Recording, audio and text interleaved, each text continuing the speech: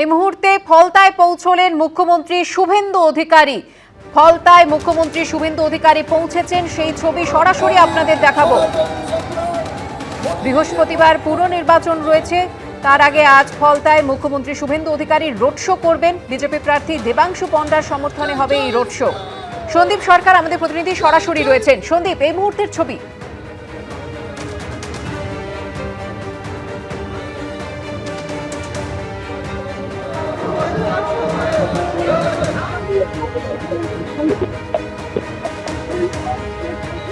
সংক্ষিপ্ত বক্তব্য রাখেন, সেই সংক্ষিপ্ত বক্তব্য রাখার পর এই মুহূর্তে শুভেন্দু অধিকারীর কনভয় সেটা এগিয়ে যাচ্ছে। শুভেন্দু অধিকারীর আজকের যা কর্মসূচি রয়েছে সেই কর্মসূচি অনুযায়ী আজকে এখান থেকে শুভেন্দু অধিকারীর যাওয়ার কথা রয়েছে। এখান থেকে 200-250 মিটার দূরে একটি মন্দির আছে, সেখানে শুভেন্দু অধিকারী প্রথমে যাবেন এবং সেখানে গিয়ে সেখানে পূজা দেবেন। তারপরে সে প্রায় 25 থেকে 30 কিলোমিটার দীর্ঘ রোড শো করার কথা রয়েছে শুভেন্দু অধিকারীর। আমরা জানি যে আজকেই পলতাতে যে পলতার নির্বাচনের প্রচারের শেষ দিন, তো শেষ দিনের প্রচারে কোনো ফাঁক ফোকর রাখতে চাইছেন না মুখ্যমন্ত্রী শুভেন্দু অধিকারী। দেবাংশু পণ্ডা বিজেপি প্রার্থী, তার সমর্থনে এই প্রচার কর্মসূচি শুরু হয়েছে এবং আজকে 25 থেকে 30 কিলোমিটার দীর্ঘ পদযাত্রা করবেন তিনি এবং সেই পদযাত্রা শেষে এখান থেকে তিনি যাবেন 2021-এর নির্বাচন। তুমি আমাদের ছবি দেখাতে থাকো, কি বার্তা দেন ফলতায় দাঁড়িয়ে আজ শুভেন্দু অধিকারী, সেদিকে আমাদের নজর রয়েছে। বিজেপির সংকল্পপত্রে প্রতিশ্রুতি ছিল ক্ষমতায় এলে 7ম বেতন কমিশন বাস্তবায়িত করা হবে। আর ক্ষমতায় এসে দ্বিতীয় মন্ত্রিসভার বৈঠকে 7ম বেতন কমিশনে অনুমোদন দিল শুভেন্দু অধিকারীর সরকার। আর এতেই সরকারি কর্মচারীদের মধ্যে খুশির হাওয়া। কর্মচারীদের বেতন কাঠামো সংশোধনের লক্ষ্যে 7তম রাজ্য বেতন কমিশনের গঠন।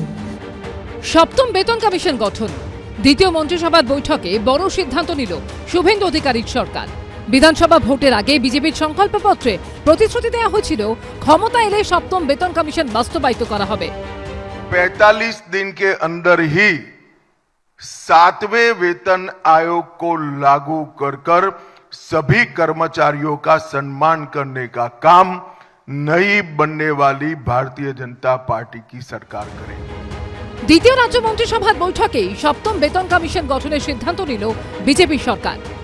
রাজ্য সরকারি কর্মচারী এবং বিধিবদ্ধ সংস্থা, বোর্ড, নিগম, স্থানীয় সংস্থা, শিক্ষা প্রতিষ্ঠান ইত্যাদি কর্মচারীদের বেতন কাঠামো সংশোধনের লক্ষ্যে 7তম রাজ্য বেতন কমিশনের গঠন। আর এতেই সরকারি কর্মচারীদের মধ্যে খুশির হাওয়া। ক্যাবিনেট বৈঠকে 7ম রাজ্য বেতন কমিশন গঠন করা হয়েছে। আর তাই নিয়ে কি বলছেন সংগ্রামী যৌথ মঞ্চের যারা সদস্যরা রয়েছেন, তাদের সঙ্গে কথা বলবো। এটা আমাদের দীর্ঘদিনের দাবি ছিল, সেই দাবিটাকে কার্যত মেনে নিয়েছে। আজকে কোনো মন্ত্রিসভা যখন ডিসিশন হয় সেটা কিন্তু অ্যাকচুয়াল আইন হয়ে যায়। মন্ত্রিসভা যেটা অ্যাকচুয়াল আইনসভা তো মন্ত্রিসভা, তা সেটাই করে যাবে, নোটিফিকেশন বেরোবে। আমরা বিশ্বাস করি 45 দিনের মধ্যে সেটা লাগু হবে আর কি। 15 বছর ধরে তো রাজ্য সরকারি কর্মচারী, শিক্ষক, পেনশনার সবাই বঞ্চিত। কাজেই আজকে 7ম পে কমিশনের ব্যাপারে সরকার যে সদর্থক ভূমিকা নিচ্ছে, এর জন্য আমরা খুশি, আমরা আশাবাদী। হবে ওটা, দেখুন সময়টা খুব কম এবং কাজটা অনেক বেশি। ডিএ বা অন্যান্য বিষয় অত্যন্ত গুরুত্বপূর্ণ এবং গ্র্যাজুয়ালি সেটা আলোচনা হবে। শুধু 7ম বেতন কমিশন নয়, অন্নপূর্ণা ভান্ডার, মহিলাদের বিনামূল্যে সরকারি বাসে যাত্রা, এমন একাধিক বিষয়ে সোমবার শিলমোহর দিল শুভেন্দু অধিকারীর মন্ত্রিসভা। দীপক ঘোষ, শুভেন্দু ভট্টাচার্য ও কমল কৃষ্ণদের রিপোর্ট, এবিপি আনন্দ। সরকারি বাসে মহিলাদের যাতায়াত ফ্রি। দ্বিতীয় মন্ত্রিসভার বৈঠকে এই সিদ্ধান্তে শিলমোহর দিল শুভেন্দু অধিকারীর নেতৃত্বাধীন সরকার। 1 জুন থেকে সরকারি বাসে মহিলাদের বিনামূল্যে যাত্রার ঘোষণা করলেন নারী ও শিশু কল্যাণ মন্ত্রী অগ্নিমিত্রা পাল।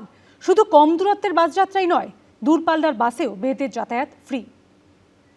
2026 সালের 1 জুন থেকে পশ্চিমবঙ্গ রাজ্যের সমস্ত সরকারি বাসে পশ্চিমবঙ্গের মহিলাদের জন্য বিনামূল্যে পরিবহন প্রকল্পের নীতিগত অনুমোদন। বিধানসভা ভোটে সংকল্পপত্রে বিজেপি প্রতিশ্রুতি দিয়েছিল তারা ক্ষমতায় এলে সরকারি বাসে মহিলাদের যাতায়াত ফ্রি হবে, অর্থাৎ সরকারি বাসে উঠলে কোনো পয়সা লাগবে না। দ্বিতীয় মন্ত্রিসভার বৈঠকে তাতেই শিলমোহর দিল শুভেন্দু অধিকারীর নেতৃত্বাধীন সরকার। 1 জুন থেকে সরকারি বাসে মহিলাদের বিনামূল্যে যাত্রার ঘোষণা করলেন নারী ও শিশু কল্যাণ মন্ত্রী। সরকারি বাসে মহিলারা বিনামূল্যে যাতায়াত করবেন। যে কোনো সরকারি বাসে মহিলাদের, দূরপাল্লা হোক কাছের হোক, যে কোনো সরকারি বাসে মহিলাদের কোনো ফেয়ার ভাড়া লাগবে না।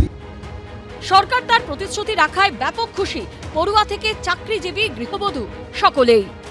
ভালো তো, অবশ্যই ভালো, মানে মহিলাদের জন্য কিছু করা ভালো কথা, আমার তো মনে হয় ভালো। বাসের ক্ষেত্রে এটা শুনলাম 1 জুন থেকে ফ্রি হবে, সেটা শুনে তো আমাদের খুবই খুশি। খুবই ভালো হবে, একদম খুবই সুবিধা হবে, খুব ভালো হয়েছে এই জিনিসটা হয়ে। এটা খুবই ভালো করেছে সরকার, এটা তো খুবই আনন্দের খবর, মেয়েদের জন্য খুবই ভালো।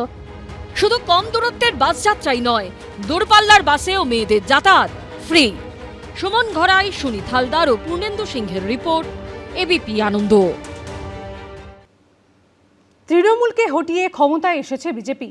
সরকারে এসেই স্বাস্থ্য ব্যবস্থায় ঘাটতি মেটাতে তৎপর হয়েছে রাজ্য সরকার। আর সেই লক্ষ্যেই স্বাস্থ্য ভবনে আধিকারিকদের সঙ্গে বৈঠক করলেন বিজেপি বিধায়করা। অন্যদিকে এদিন রাজ্য মেডিকেল কাউন্সিলের সদস্য পদ থেকে সরানো হলো নির্মল মাঝি, সৌরভ পাল ও অসীম সরকারকে।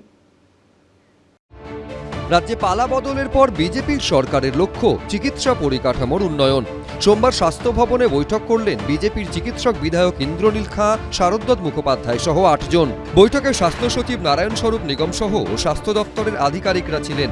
ক্ষমতায় আসার পর স্বাস্থ্য ব্যবস্থায় আমূল বদল আনতে মরিয়া বিজেপি সরকার।